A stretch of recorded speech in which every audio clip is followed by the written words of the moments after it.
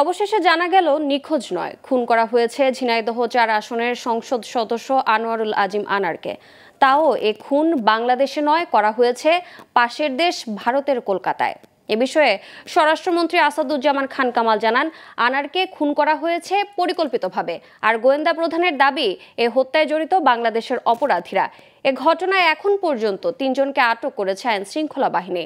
আর বাবার হত্যার বিচার চেয়েছেন মেয়ে মুমতারিন ফেরদৌস ডোরিন। এদিকে তার মৃত্যুতে শোক জানিয়েছেন প্রধানমন্ত্রী শেখ হাসিনা। বিস্তারিত জানাচ্ছেন তরুণ বেগী। সংসদ সদস্য আনোয়ারুল আজিম আনানের মৃত্যুর খবর ছড়িয়ে পড়লে শোকের ছায়া নেমে আসে ঝিনাইদহের কালীগঞ্জে। কান্নায় ভেঙে পড়েন স্বজন ও স্থানীয়রা। বিভিন্ন গ্রাম ও এলাকা থেকে ছুটে আসেন শুভাকাঙ্ক্ষীরা। এর আগে 11 মে সংসদ সদস্য আনার চিকিৎসার জন্য ভারতে যান।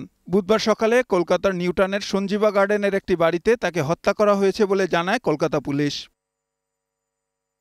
সংসদ সদস্য আনোয়ারুল আজিম হত্যার ঘটনার বিচার চেয়েছেন তার মেয়ে মুমতারিন ফেরদৌস ডোরিন। জানো আমার বাবার হত্যার আমি বিচার পাই, কারা করেছে, কেন করেছে, এর সুষ্ঠু তদন্ত চাই এবং আমি এর শেষ পর্যন্ত দেখতে চাই।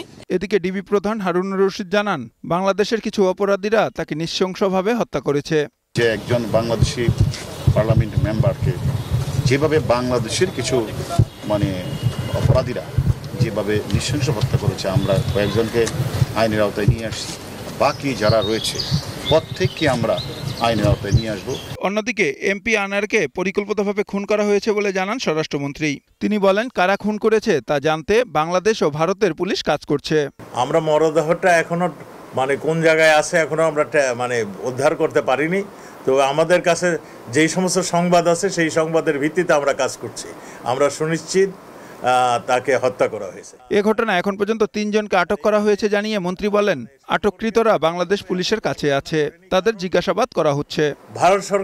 ভারতের কেউ এখানে জড়িত হন নাই। যারা হত্যা করেছেন এখন পর্যন্ত আমাদের কাছে যা ইনফরমেশন, আমাদের দেশের মানুষই এর সঙ্গে জড়িত।